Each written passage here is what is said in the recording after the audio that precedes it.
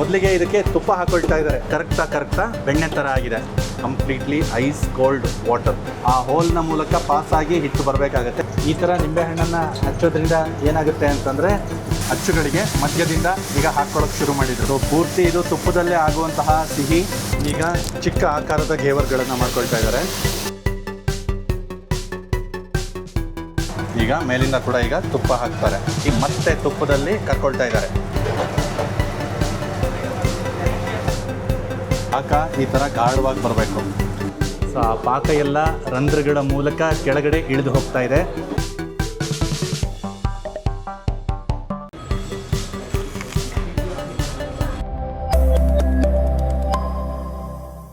ವಿಶಿಷ್ಟ ರುಚಿಗಳನ್ನು ಆಸ್ವಾದಿಸಲು ಇಚ್ಛಿಸುವ ವಿಶಾಲ ಹೃದಯದ ಕನ್ನಡಿಗರಿಗೆ ನಿಮ್ಮ ವಿನಾಯಕನ ವಿನಯಪೂರ್ವಕ ನಮಸ್ಕಾರಗಳು. ವೀಕ್ಷಕರೇ, ವಿಶಿಷ್ಟ ರುಚಿ ಯೂಟ್ಯೂಬ್ ವಾಹಿನಿಗೆ ತಮ್ಮೆಲ್ಲರಿಗೂ ಪ್ರೀತಿಯ ಸ್ವಾಗತ.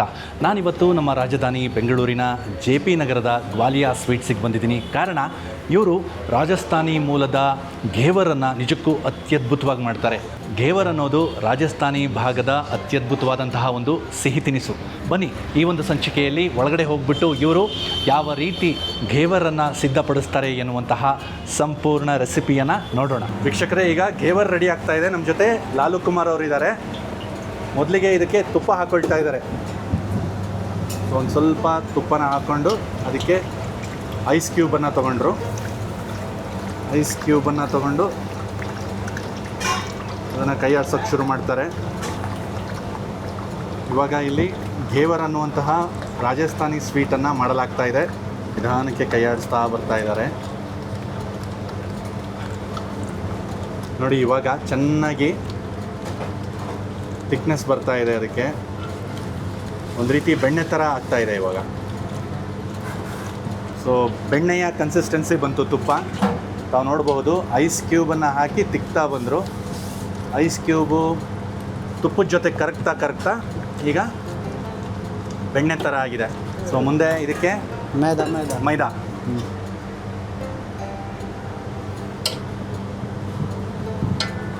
200 ಗ್ರಾಮ್ನಷ್ಟು ಇವರು ತುಪ್ಪನ ತಗೊಂಡಿದ್ರು. ಇಲ್ಲಿ 1 kg ಮೈದಾದ ಬಳಕೆ ಆಗುತ್ತೆ. ಸೊ ಇವಾಗ ನೀರನ್ನು ಸ್ವಲ್ಪ ಹಾಕೊಳ್ತಾ ಹೋಗಬೇಕು ಅಂತ ಹೇಳ್ತಾ ಇದ್ದಾರೆ. थोड़ा डालना पड़ेगा ना. सो एकदम से डालने से क्या हो जाएगा? एक बार डालने से अच्छा नहीं बन पाएगा. ಓಕೆ.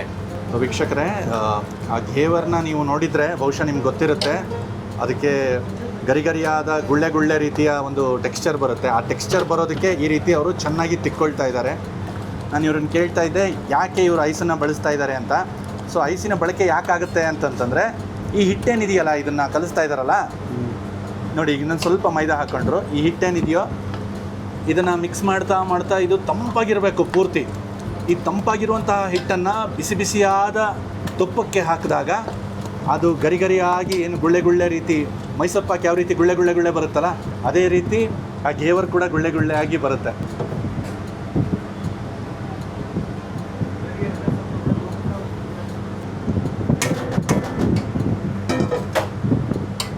तो मैदा कितना डाला आपने कुल मिला के? 1 किलो. हाँ, 1 किलो. ಓಕೆ.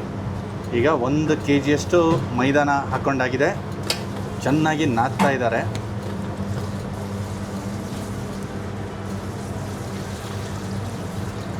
ಸೊ ಇದೇ ಈ ಹಿಟ್ಟಿಗೆ ಅದಕ್ಕೆ ಆದಂಥ ಒಂದು ಕನ್ಸಿಸ್ಟೆನ್ಸಿ ಇರುತ್ತೆ. ಆ ಕನ್ಸಿಸ್ಟೆನ್ಸಿ ಸಿಗೋವರೆಗೂ ಸ್ವಲ್ಪ ನೀರು ಮೈದಾ ಹಿಟ್ಟು ಹಾಕ್ತಾ ಬಂದರು. ಪ್ರಾರಂಭದಲ್ಲಿ 200 ಗ್ರಾಮ್ನಷ್ಟು 200 ml ತುಪ್ಪನ ತೊಗೊಂಡಿದ್ರು. ಸೊ ನಾನು ಇವ್ರನ್ನ ಕೇಳ್ತಾ ಇದ್ದೆ, ಜಿಲೇಬಿ ಹಿಟ್ಟಿಗಿಂತ ಇದು ಗಟ್ಟಿ ಇರಬೇಕೋ ತೆಳುವಾಗಿರಬೇಕು ಅಂತ. ಇವ್ರು ಹೇಳಿದರು ಜಿಲೇಬಿ ಹಿಟ್ಟಿಗಿಂತ ಇದು ತುಂಬ ತೆಳುವಾಗಿರ್ಬೇಕಂತೆ. ಪಾನಿ. ಸೊ ಇನ್ನೊಂದು ಸ್ವಲ್ಪ ನೀರಿನ ಅವಶ್ಯಕತೆ ಇದೆ. ಸೊ ಯಾವುದೇ ರೀತಿ ಗಂಟು ಆಗದೇ ಇರೋ ರೀತಿ ಇವರು ನೋಡ್ಕೊಳ್ತಾ ಇದ್ದಾರೆ. ಸೊ ಈ ಹಂತದಲ್ಲಿ ಇನ್ನೊಂದು ಸ್ವಲ್ಪ ನೀರನ್ನು ಹಾಕ್ಕೊಂಡ್ರು. ಈ ನೀರನ್ನು ಕೂಡ ಇವರು ತಣ್ಣೀರನ್ನೇ ಹಾಕ್ಕೊಂಡಿರೋದು. Completely ice cold water. ಈಗ ನಿಂಬೆಹಣ್ಣನ್ನು ಹಿಂಡ್ತಾ ಇದ್ದಾರೆ. ಕಿತ್ನಾ ಲೆಮನ್ ಡಾಲೋಗೆ? ಥೋಡಾ ಸಾ. ಇದು ಹುಳಿ ಆಗಬೇಕು ಹಿಟ್ಟು, ಅದಕ್ಕೋಸ್ಕರ ನಿಂಬೆಹಣ್ಣನ್ನು ಹಿಂಡ್ಕೊಂಡ್ರು.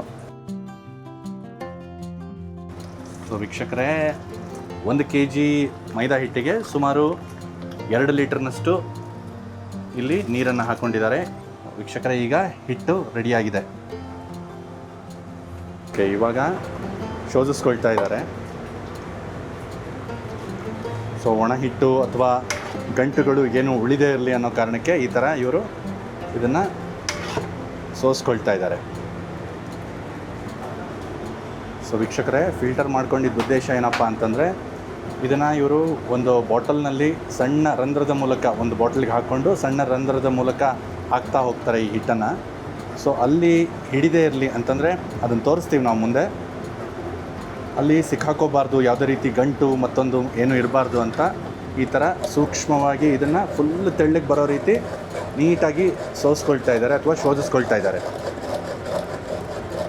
ಸೊ ಈಗ ರೆಡಿಯಾದಂತಹ ಹಿಟ್ಟನ್ನು ಈ ರೀತಿ ಬಾಟಲ್ಗಳಲ್ಲಿ ತುಂಬಿಸಿಕೊಳ್ಳಲಾಗುತ್ತೆ. ಪೂರ್ತಿ ತೆಳುವಾಗಿರಬೇಕು ಆ ಹಿಟ್ಟು, ಆಗಲೇ ಘೇವರನ್ನು ಮಾಡೋಕ್ಕೆ ಸಾಧ್ಯ.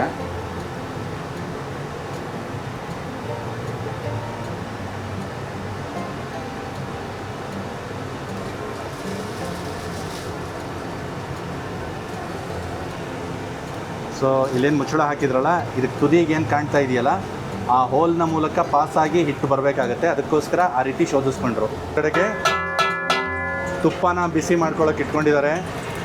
ಈ ತುಪ್ಪದ ಬಾಣಲೆಯಲ್ಲಿ ಮಧ್ಯ ಏನಿದೆಯೋ ಅವುಗಳನ್ನು ವಿಶೇಷವಾಗಿ ಘೇವರನ್ನು ಮಾಡೋದಕ್ಕೆ ಬಳಸಲಾಗುತ್ತೆ. ಸೊ ಅದು ಒಂದೇ ಕಡೆ ನಿಲ್ಲಲಿ ಅನ್ನೋ ಕಾರಣಕ್ಕೆ ಈ ಥರ ಮಾಡ್ಕೊಂಡಿರ್ತಾರೆ. ತುಪ್ಪ ಪೂರ್ತಿಯಾಗಿ ಕಾದಿದೆ. ಈಗ ನೋಡಿ, ಬಾಣಲೆಯಲ್ಲಿ ಇರುವಂತಹ ಅಚ್ಚುಗಳಿಗೆ ಮಧ್ಯದಿಂದ ಈಗ ಹಾಕ್ಕೊಳ್ಳೋಕೆ ಶುರು ಮಾಡಿದರು ಹಿಟ್ಟನ್ನು.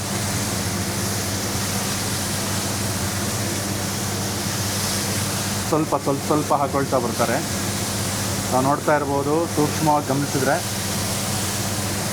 ಸ್ವಲ್ಪ ಹಾಕ್ತಾ ಇರೋದ್ರಿಂದ ನೋಡಿ ಹೇಗೆ ದೊರಗಾಗಿ ಮಧ್ಯ ತೂತಾಗಿ ಈ ಘೇವರ್ ಸಿದ್ಧವಾಗೋಕ್ಕೆ ಶುರುವಾಗಿದೆ.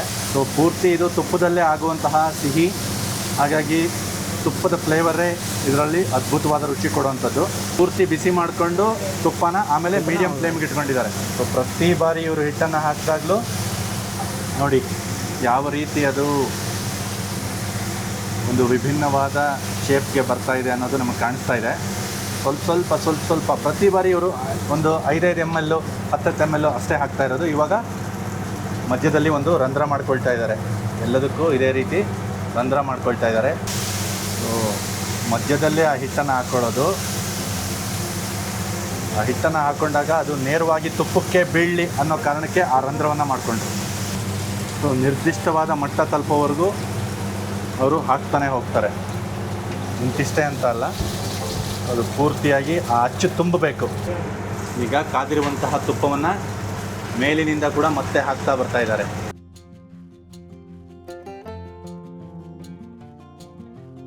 ಈಗ ಮಗದೊಮ್ಮೆ ಇನ್ನೊಂದು ಬಾಟಲಿಂದ ಹಿಟ್ಟನ್ನು ಹಾಕೋದಕ್ಕೆ ಶುರು ಮಾಡ್ತಾ ಇದ್ದಾರೆ.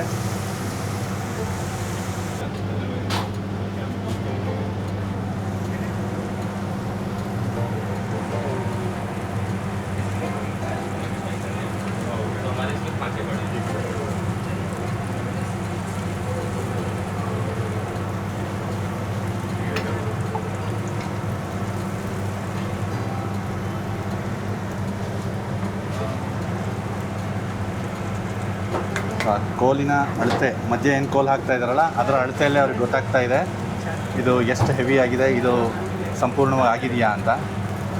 ಸೊ ನಮ್ಮ ಬೆಂಗಳೂರಲ್ಲಿ ಈ ರೀತಿಯ ಸಿಹಿ ತಿನಿಸು ಸಿಗೋದು ಬಹಳ ಅಪರೂಪ ಅಂತ ಹೇಳ್ಬೋದು.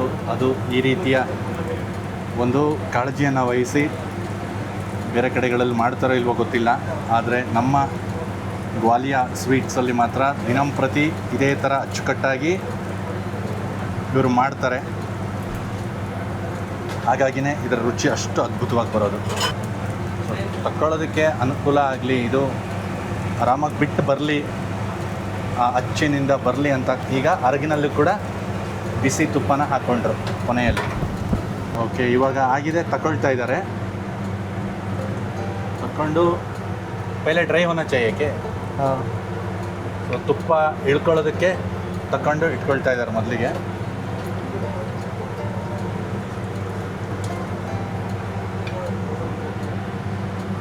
ನೋಡಿ ಮಧ್ಯದಲ್ಲಿ ಏನು ರಂಧ್ರ ಬಿಟ್ಕೊಂಡಿದ್ರಲ್ಲ ಇವರು ಸ್ವಲ್ಪ ಜಾಗನ, ಅದರಲ್ಲೇ ಒಂದು ಲಟ್ಟಣಿಗೆ ಥರದ್ದು ಒಂದು ದೊಡ್ಡ ಕೋಲ್ ಇಟ್ಕೊಂಡಿದ್ದಾರೆ, ಅದರಿಂದ ತೆಗಿತಾ ಇದ್ದಾರೆ. ಸೊ ಈಗ ತುಪ್ಪದಿಂದ ಆ ದೊಡ್ಡ ಅಚ್ಚುಗಳನ್ನು ತೆಗೆದಿಡ್ತಾ ಇದ್ದಾರೆ.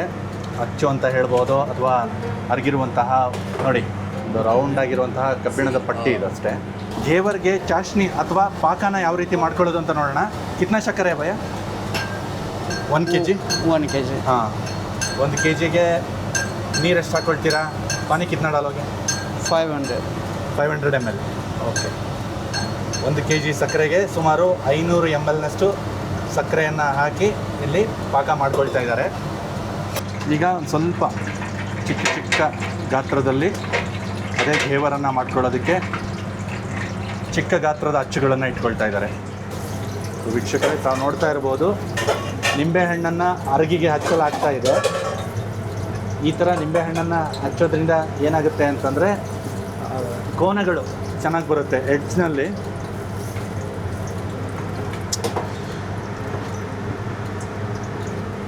ನಾವು ಈ ಗೇವರ್ನ ಅಂಚನ್ನು ಗಮನಿಸಿದಾಗ ನೋಡಿ ಈ ಥರ ಬರುತ್ತೆ. ಈಗ ಚಿಕ್ಕ ಆಕಾರದ ಗೇವರ್ಗಳನ್ನು ಮಾಡ್ಕೊಳ್ತಾ ಇದ್ದಾರೆ.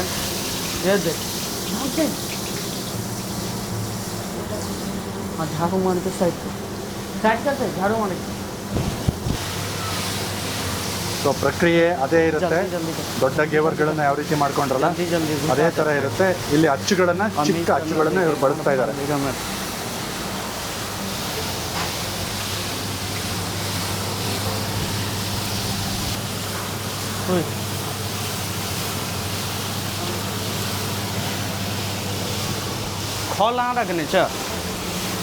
ಈಗ ಮೇಲಿಂದ ಕೂಡ ಈಗ ತುಪ್ಪ ಹಾಕ್ತಾರೆ.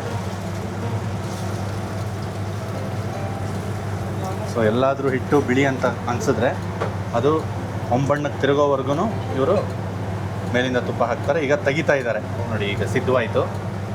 ಇನ್ನೊಮ್ಮೆ ಮಗದೊಮ್ಮೆ ನೋಡಿ ಸ್ವಲ್ಪ ಬೆಳ್ಳಗಿದೆ ಅಂತ ಅನ್ನಿಸ್ತು ಅವರಿಗೆ, ಹಾಗಾಗಿ ಮತ್ತೆ ತುಪ್ಪದಲ್ಲಿ ಕರ್ಕೊಳ್ತಾ ಇದ್ದಾರೆ.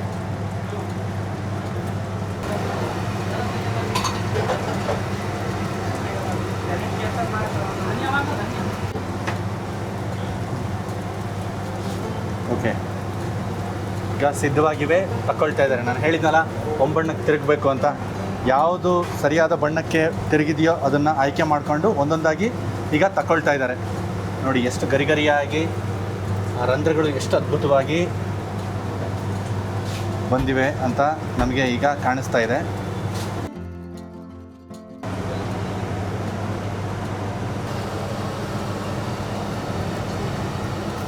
ಸೊ ಇನ್ನೊಂದು ಕಡೆಗೆ ನಾವು ನೋಡ್ತಾ ಇದ್ದೀವಿ, ಈಗ ಸಕ್ಕರೆ ಪೂರ್ತಿ ಕರಗ್ತಾ ಬರ್ತಾ ಇದೆ. ಕರಗಿ ಇದು ಗಾಢವಾದ ಪಾಕಕ್ಕೆ ತಿರುಗ್ತಾ ಇದೆ. ಏಲಕ್ಕಿನ ಕುಟ್ಕೊಳ್ತಾ ಇದ್ದಾರೆ. ಪಾಕಕ್ಕೆ ಈ ಏಲಕ್ಕಿನ ಹಾಕ್ಕೊಳ್ತಾರೆ. ಸ್ವಲ್ಪ ಫ್ಲೇವರ್ಗೋಸ್ಕರ ಅದನ್ನು ಹಾಕ್ತಾರೆ ಅಷ್ಟೇ.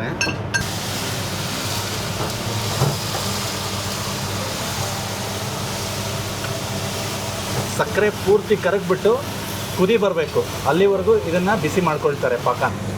ಒಳ್ಳೆ ಉತ್ಕೃಷ್ಟ ಗುಣಮಟ್ಟದ ಕೇಸರಿಯನ್ನು ಇವರು ಬಳಸೋದು. ಸ್ವಲ್ಪ ಒಂದು ಫ್ಲೇವರ್ಗೋಸ್ಕರ ಒಂದು 10 ಹೆಸಳ ಕೇಸರಿಯನ್ನು ಹಾಕ್ಕೊಳ್ತಾ ಇದ್ದಾರೆ. ಸೊ ಫ್ಲೇವರು ಕೊಡುತ್ತೆ, ಬಣ್ಣನೂ ಕೊಡುತ್ತೆ. ಸೊ ವೀಕ್ಷಕರೇ, ಈಗ ರೆಡಿಯಾಗಿದೆ. ಇದನ್ನು ಆಫ್ ಮಾಡ್ಕೊಳ್ತಾರೆ. ಸೊ ಚಾಷ್ನಿ ಅಥವಾ ಪಾಕ ಈಗ ಸಿದ್ಧವಾಗಿದೆ. ಪಾಕ ಈ ಥರ ಗಾಢವಾಗಿ ಬರಬೇಕು. ಬಿಸಿ ಬಿಸಿಯಾದ ಗೇವರ್ ಈಗ ಸಿದ್ಧಗೊಂಡು ಟೇಬಲ್ಗೆ ಬಂದಿದೆ. ಇಲ್ಲೇ ನಮಗೆ ಟೇಬಲ್ ಮೇಲೆ ಇವುಗಳನ್ನು ಯಾವ ರೀತಿ ಉಣಬಡಿಸಲಾಗುತ್ತೆ ಅಂತ ತೋರಿಸ್ಕೊಡ್ತಾರೆ ಇವತ್ತು. ಸೊ ತಾವು ನೋಡಬಹುದು ಇಲ್ಲಿಯ ಸ್ಟಾಫ್ ಯಾವ ರೀತಿ ಅಚ್ಚುಕಟ್ಟಾಗಿ ಗ್ಲೌಸನ್ನು, ಕ್ಯಾಪನ್ನು ಮತ್ತು ಮಾಸ್ಕನ್ನು ಹಾಕ್ಕೊಂಡಿದ್ದಾರೆ. ಪಾಕನ ಮೊದಲಿಗೆ ತಗೊಂಡು ಸೊ ಆ ಪಾಕ ಎಲ್ಲ ರಂಧ್ರಗಳ ಮೂಲಕ ಕೆಳಗಡೆ ಇಳಿದು ಹೋಗ್ತಾ ಇದೆ. ಬಿಸಿ ಬಿಸಿಯಾದ ಗೇವರ್ ಇದು, ಹಾಗಾಗಿ ಪಾಕ ಹಾಕ್ತಿದ್ದ ಹಾಗೇ ಆ ಒಂದು ಸದ್ದು ಕೇಳಿ ಬರ್ತಾ ಇದೆ. ಮಲಾಯಿಯನ್ನು ಹಾಕ್ತಾ ಇದ್ದಾರೆ. ಕೈಗೆ ಅಚ್ಚುಕಟ್ಟಾಗಿ ಗ್ಲೌಸನ್ನು ಅವ್ರು ತೊಟ್ಕೊಂಡಿದ್ದಾರೆ, ಅದಕ್ಕೆ ಸವರ್ತಾ ಬರ್ತಾರೆ. ಡ್ರೈ ಫ್ರೂಟ್ಸಿಂದ ಅಲಂಕಾರ ಮಾಡ್ತಾರೆ, ಮೇಲೆ ಹಾಕಿಬಿಟ್ಟು ಕೊಡ್ತಾರೆ. ಮುಂದೆ ಬರಕ್ಕನ್ನು ಇವರು ಹಾಕ್ತಾರೆ. ಸಾಮಾನ್ಯವಾಗಿ ಎಲ್ಲ ಸಿಹಿ ತಿನಿಸುಗಳಿಗೂ ಇದರ ಲೇಪನ ಇದ್ದೇ ಇರುತ್ತೆ, ತಾವು ನೋಡಬಹುದು.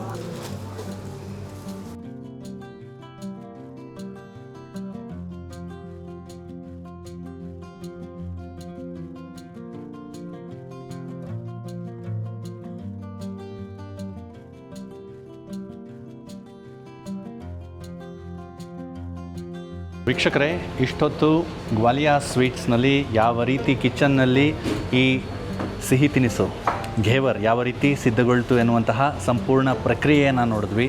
ಈಗ ಬಹುಮುಖ್ಯವಾದಂತಹ ಘಟ್ಟ ಏನು ಹೇಳಿ, ಇದನ್ನು ತಿಂದು ಇದರ ರುಚಿ ಯಾವ ರೀತಿ ಇರುತ್ತೆ ಅಂತ ನಾನು ತಮಗೆ ತಿಳಿಸುವಂತಹ ಸಮಯ. ಬಹುತೇಕ ಜನರಿಗೆ ಇದರ ರುಚಿ ಗೊತ್ತೇ ಇರುತ್ತೆ, ಆದರೆ ಅದೇ ಅಥೆಂಟಿಕ್ ಟೇಸ್ಟ್ ಇಲ್ಲೂ ಕೂಡ ಇದೆಯಾ?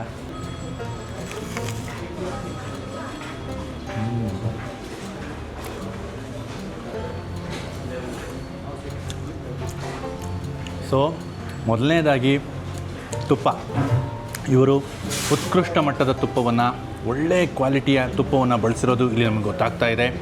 ತುಪ್ಪದಲ್ಲೇ ಇದು ಚೆನ್ನಾಗಿ ಗರಿಗರಿಯಾಗಿ ಬೆಂದಿರೋದ್ರಿಂದ ಇದರ ಕಣದಲ್ಲೂ ಕೂಡ ತುಪ್ಪನೇ ಇದೆ ಅಂತ ಗೊತ್ತಾಗ್ತಾ ಇದೆ. ಮತ್ತು ಸೊ ಮೈದಾ ಇದಕ್ಕೆ ಒಳ್ಳೆ ಕ್ರಿಸ್ಪಿನೆಸ್ನ ಕೊಡ್ತಾ ಇದೆ ಮತ್ತು ಇದು ಸರಿಯಾದ ಹದಕ್ಕೆ ಬೆಂದಿರೋದು ಕೂಡ ಇಲ್ಲಿ ಗೊತ್ತಾಗ್ತಾ ಇದೆ. ಮತ್ತು ನಾವು ಬೈಟ್ ಮಾಡಿದಾಗ ಆ ಒಂದೇ ತುತ್ತಿನಲ್ಲಿ ಇದರ ಕ್ರಿಸ್ಪಿನೆಸ್ಸು, ಮೇಲೆ ಇದಕ್ಕೆ ಹಾಕಲಾಗಿರುವಂತಹ ಮಲಾಯಿ ಅದರ ತಾಜಾತನ, ಮಲಾಯಿಯ ಗುಣಮಟ್ಟನೂ ಅದ್ಭುತವಾಗಿದೆ, ತುಂಬ ಚೆನ್ನಾಗಿದೆ. ಮತ್ತು ಡ್ರೈ ಫ್ರೂಟ್ಸ್ ಯಾವುದ್ಯಾವುದಪ್ಪ ಅಂತಂದರೆ ಬಾದಾಮು ಹಾಗೆ ಪಿಸ್ತಾನ ಇವರು ತುಂಬ ತೆಳ್ಳಗೆ ಕತ್ತರಿಸಿ ಹಾಕಿರೋದು, ಬಾಯಿಗೆ ಅಲ್ಲೊಂದಿಲ್ಲೊಂದು ಸಿಕ್ಕಾಗ ತುಂಬ ರುಚಿ ಕೊಡುತ್ತೆ.